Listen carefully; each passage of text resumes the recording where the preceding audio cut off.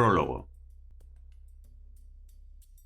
Me encontraba tumbado en posición boca abajo, sintiendo la calidez del suelo por debajo, con mi carabina C8 lista. Mis sentidos se encontraban agudizados y en estado de alerta. Reflexioné sobre el hecho de ser un agente del SAS, lo cual hacía que me sintiese henchido de orgullo. Yo era un soldado de élite que formaba parte de uno de los mejores regimientos del mundo. Había trabajado duro para llegar hasta aquí, y me había esforzado aún más para permanecer en el regimiento. Los SAS toman lo mejor de lo mejor.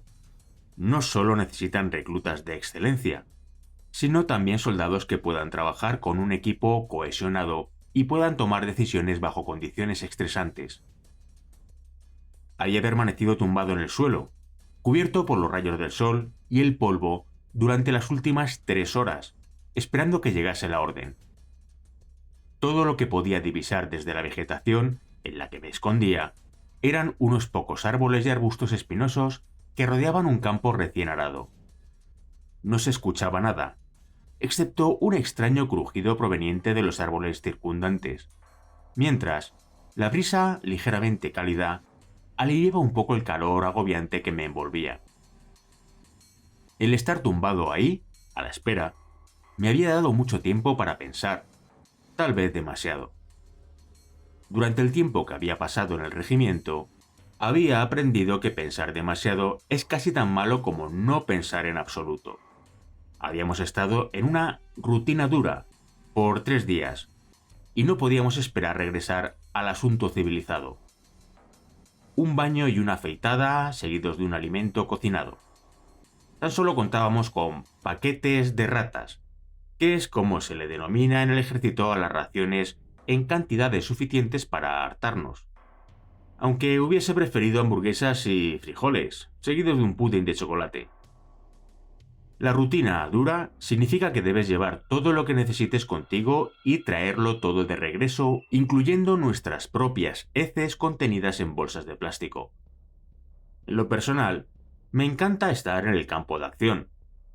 Odio permanecer en la base, especialmente cuando estaba en para, y se nos asignaban aburridas tareas de limpieza tan solo para llenar el tiempo. La operación de hoy consistía en secuestrar a un líder talibán en un complejo, ubicado en Farah. Normalmente esto se habría llevado a cabo por la noche. Sin embargo, la inteligencia había encontrado que el objetivo se encontraba en el complejo y probablemente se iría antes del anochecer. Según datos de la inteligencia, el complejo solo contaba con una ligera defensa, pero habíamos aprendido a desconfiar de la inteligencia tanto como de los talibanes. Se suponía que no estaba muy bien defendido, y la oportunidad de atraparlo se consideraba demasiado buena para perderla. Farah se encuentra en la parte occidental de Afganistán, cerca de Irán. Es una de las 34 provincias de Afganistán. Una de las muchas citadelas construidas por Alejandro Magno se encuentra en Farah. Nuestro objetivo estaba justo en las afueras de Farah, en uno de los cientos de pueblos que se encuentran en la zona. Algo de lo que no eres realmente consciente acerca de Afganistán, sino hasta que te encuentras ahí, es la enorme extensión del país. Farah, por ejemplo, tiene la mitad del tamaño de Corea del Sur. En ciertas partes de Farah, el área es semiárida, con condiciones casi desérticas conforme te diriges hacia las montañas del noreste. El resto del área es un mosaico de campos de cultivo y caminos polvorientos con solamente una carretera principal que entra y sale de Farah. El objetivo se encontraba en un complejo aislado justo a las afueras del pueblo que debíamos asaltar. En realidad, el complejo solamente consistía en una edificación de barro, las cuales, usualmente, se construyen en forma de cuadro, con un área central abierta alrededor de la cual se encuentran las habitaciones. Sus muros son bastante gruesos y constituyen una resistente estructura que puede proteger a la edificación de las armas de fuego pequeñas. Sin embargo, una sola bomba de 500 libras lanzada desde arriba podría pulverizar la mayor parte de las edificaciones de un solo golpe. 8 de nosotros en total debíamos llevar a cabo un asalto diurno y capturar al objetivo antes de que los talibanes pudiesen enviar refuerzos. El objetivo era un oficial de inteligencia talibán de alto rango. Los talibanes del área tenían un par de Toyotas Hilux de quinta generación equipados con RPGs y ametralladoras de alto calibre montadas en el toldo. La ametralladora de alto calibre, por sí sola, podría hacernos trizas. Estos Hilux eran realmente un trabajo para un Apache. Nuestras C8 tenían pocas posibilidades contra ellos, a menos que pudiésemos efectuar un tiro de suerte o llevar una gran cantidad de plomo. Puesto que solamente llevábamos 240 rondas cada uno, no podíamos darnos el lujo de desperdiciar munición. Junto con las C8, también llevaba una pistola Sig Sauer P226 como mi arma de mano o arma secundaria. El P226 es una pistola de 9 mm fabricada en Alemania, capaz de transportar hasta 20 rondas de 9 mm. La empresa es de origen suizo, pero debido a las leyes suizas de exportación de armas de fuego, la P226 tiene que ser fabricada y exportada fuera de Suiza. Los SEAL de la Armada de los Estados Unidos han utilizado la P226 desde mediados de los años 80. Tienen su propia versión con un seguro de acero inoxidable y un grabado que las identifica como las pistolas especiales de la Armada. La P226 pronto será reemplazada por la Glock 17 Gen 4, que fue presentada en 2010. Se trata de una pistola que opera con retroceso corto y está fabricada a base de polímero. Con todos los pasos completados, mi C8 quedó lista y establecida para un solo disparo, por lo que me la puse al hombro. Nos movimos de ahí, caminando a través del lecho seco de un río ubicado en un terreno árido, antes de recorrer la reducida distancia final que nos separaba del complejo. En caso de que entrásemos en contacto, deberíamos seguir adelante, a menos que las cosas se pusiesen demasiado intensas, y en ese caso tendríamos que disparar la cantidad máxima de fuego y salir de allí, hasta que llegasen nuevas órdenes. Hicks y el resto de la patrulla tenían la mentalidad de que debíamos ignorar las órdenes y seguir siempre hacia adelante, sin retroceder. El sol ardiente caía sobre nosotros. Si no hubiese usado guantes, mi rifle estaría demasiado caliente como para sostenerlo. El sudor goteaba por mi rostro y mi cuello. El lecho del río ofrecía un nivel de protección decente, aunque levantásemos pequeñas nubes de polvo a cada paso mientras esquivábamos peñascos y rocas de gran tamaño. Cuando estás a punto de iniciar un asalto, es sorprendente la manera en que se activa la conciencia de la situación, casi como si se hubiese adquirido la visión y la audición de un búho. Incluso el menor ruido o movimiento hacía que moviese la cabeza hacia la izquierda o hacia la derecha, moviendo el arma al unísono de mis ojos para cubrir los flancos. El resto de los muchachos estaban alerta y actuaban como profesionales, como si se hubiese activado un interruptor SAS en ellos. Tan solo unas horas antes habían bromeado, llenando la bota de un oficial con espuma de afeitar y colocando sal en las tazas de azúcar para el café en el cuarto de operaciones. Este comportamiento propio de Escolapios era parte de un mecanismo de afrontamiento. Lidiar con la muerte a diario en un país hostil es algo que pasa factura, incluso en los soldados del SAS más entrenados y resistentes. En la guerra, las personas pierden sus vidas, a pesar de que estamos desplegados para tratar de proteger a la gente. Así es como justifico lo que hago. Considero que estoy aquí para evitar que personas inocentes sean arrastradas a una guerra o sufran a manos de terroristas. En cuestión de minutos, estábamos a solo un par de cientos de metros de nuestro objetivo, por lo que ralentizamos nuestro ritmo y movimiento, haciendo el menor uso posible de cualquier cobertura disponible mientras caminábamos por el terreno abierto. Debió haber funcionado, puesto que logramos llegar hasta el complejo sin ser descubiertos.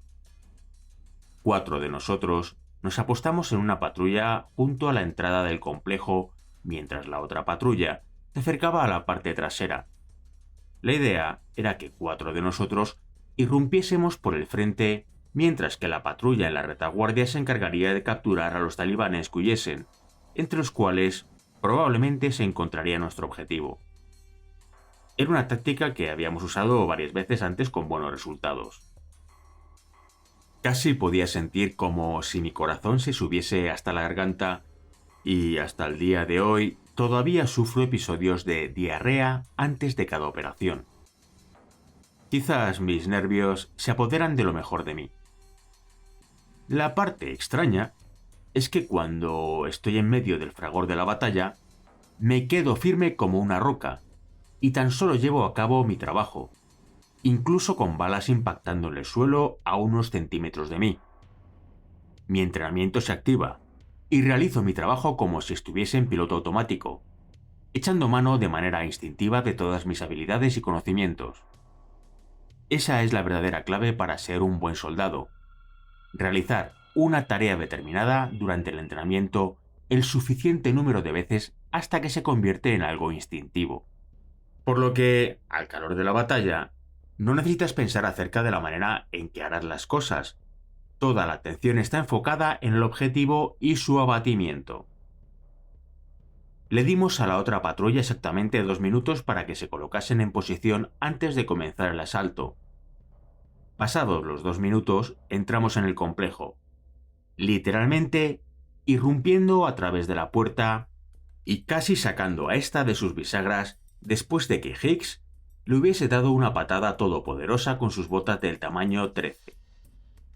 Algunos gritos en pashto se escucharon segundos después de que hubiésemos irrumpido a través de la puerta, seguidos de algún ineficaz fuego de fusil. Las balas rebotaban en la pared situada a nuestro lado izquierdo. Higgs, a mi izquierda, descubrió de dónde venía el fuego. Disparó 2 rondas en rápida sucesión, neutralizando a su objetivo. El combatiente talibán cayó al suelo, dejando caer su AK-47, produciendo un fuerte ruido metálico al golpear contra el duro suelo de piedra del complejo. No cabe duda, el AK-47 es un rifle bastante poderoso.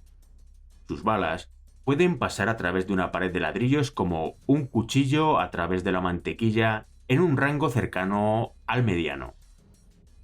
Incluso el esconderse detrás de una pared no garantiza que una bala no se abrirá paso, después de que unas cuantas rondas hubiesen sido disparadas en la misma área. Seguimos avanzando. Me dispuse a escanear toda la habitación para buscar alguna sorpresa.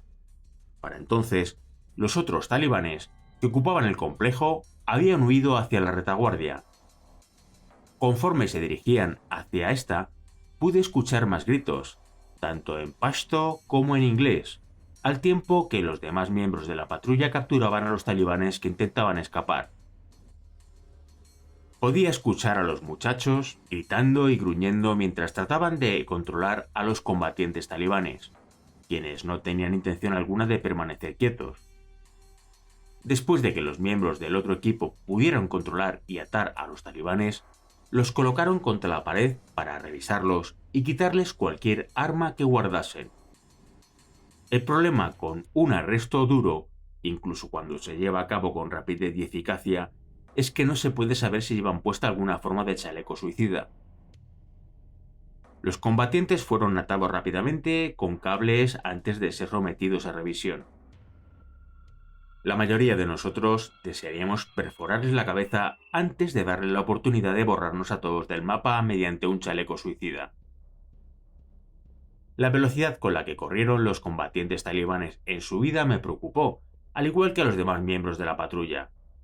Los talibanes son expertos en trampas y en DEIS, dispositivos explosivos improvisados, gracias a años de práctica durante la ocupación rusa.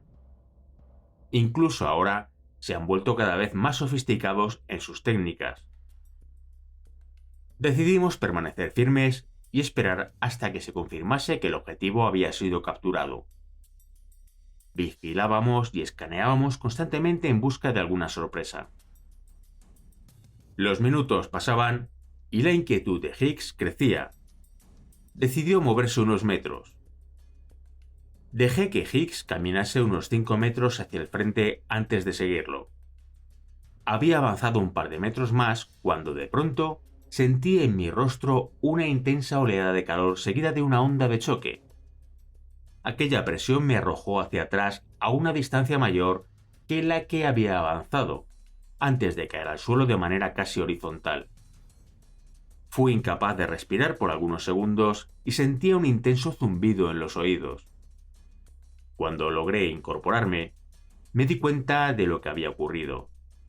Higgs había activado una forma de DEI. Lo que había quedado de Higgs estaba esparcido por toda la pared de la habitación situada en la parte posterior del complejo, con un gran trozo de torso que yacía sobre un enorme charco de sangre. El nauseabundo olor de la carne quemada y de la pólvora llenaban el recinto después de que la humareda inicial de la explosión se hubiese aclarado. La mejor comparación que se me ocurre es el olor de las hamburguesas quemadas mezcladas con el de fuegos artificiales en alguna fogata nocturna. Un DEI es, básicamente, un explosivo de fabricación casera elaborado y desplegado mediante tácticas tipo guerrilla. También son conocidos como bombas del borde del camino. Pueden ser fabricados a base de explosivos militares convencionales, tales como una carga de artillería conectada o un mecanismo de detonación. Los explosivos incluso pueden ser de elaboración casera, aunque con el paso del tiempo se han vuelto más sofisticados. Estos, con frecuencia, son inestables y proclives a explotar sin ninguna advertencia. A veces dicha inestabilidad se deriva del tipo de explosivo utilizado o de un detonador defectuosamente fabricado. En la Segunda Guerra de Irak, los DEIs fueron utilizados de manera extensiva contra las fuerzas de la coalición de los Estados Unidos y sus aliados, y para finales de 2007 habían sido los responsables de aproximadamente el 63% de las muertes de la coalición en Irak. En Afganistán también han sido utilizados de manera bastante efectiva, y han ocasionado más del 66% de las bajas de la coalición en dicha guerra.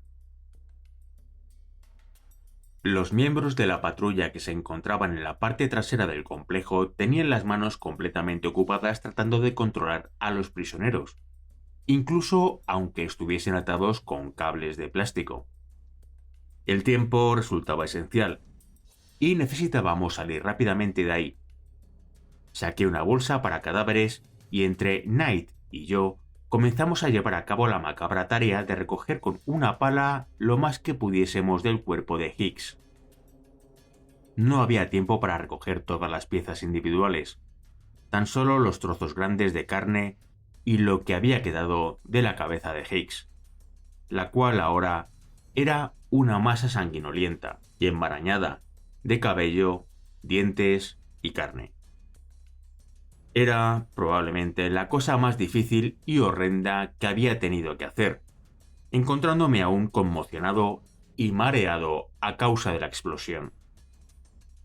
La visión de los restos de Higgs, esparcidos en los muros de una cocina, se ha quedado grabada en mi memoria y en mis pesadillas hasta el día de hoy. Higgs era un hombrón de 6 pies, el tipo de persona con la que no desearías discutir. Aparentemente, su tamaño lo hacía casi inutilizable para operaciones tipo mezcla. Las apariencias engañaban, ya que en el momento en que abría la boca, podía hacerte morir de risa. Higgs era originario de Manchester, y uno de los pocos que había llegado desde una unidad distinta al Para. Había servido 5 años con Mercian, donde ascendió a la posición de cabo, antes de aprobar la prueba de selección para el SAS en su segundo intento. Higgs vivía para guerrear, y estaba realmente enamorado de su rifle, al que llamaba Betty, por Betty Boop, de quien hablaba como si no fuese un personaje animado. Sus bromas eran casi tan malas como el gas tóxico que podía liberar por el culo. Y después de 3 días en OP con él, uno clamaba por aire fresco. Su vida era la milicia. sin ningún plan para su vida después del regimiento. Supongo que se habría convertido en una especie de mercenario, peleando las guerras de otros tan solo por la emoción de la batalla. Un adicto a la adrenalina con armas de fuego era una buena forma de describir a Hicks. Patriota hasta el final. Realmente amaba a su país, a pesar de que era un seguidor del Manchester City, pero bueno, todos tenemos un lado oscuro. El complejo no estaba muy lejos de nuestro punto de extracción, encontrándose este a un par de sembradíos de distancia, aunque a lo largo del camino utilizaríamos la mayor cobertura que pudiésemos, proveniente principalmente de las arboledas situadas en el terreno. Un Chinook debía llegar en unos 30 minutos. Tendríamos que movernos rápidamente para alcanzarlo. Fue una caminata silenciosa y rápida hasta el punto de extracción, excepto por los susurros de los talibanes en pasto. Todos pensábamos en Hicks. ¿Por qué había decidido correr ese riesgo en una operación que había funcionado tan bien? Ya habíamos conseguido el objetivo sin que ninguno de nosotros sufriese un rasguño.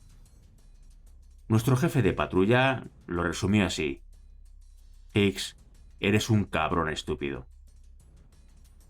Todos lo extrañaríamos, junto con sus chistes malos y sus bromas. Esta es una guerra, y en la guerra la gente muere. Y si te demoras demasiado, nunca serás capaz de continuar con tu trabajo. En el vuelo de regreso a la base, con los restos de Hicks en una bolsa junto a mis pies, me pasé observando aquella bolsa de cadáveres, medio vacía, durante todo el vuelo de regreso a Kandahar. Nunca vi nada del fuego cruzado o el RPG que pasó a pulgadas de nosotros durante el vuelo. Todo lo que sabía era que había perdido a un buen amigo y colega. No era el primero, y definitivamente no sería el último.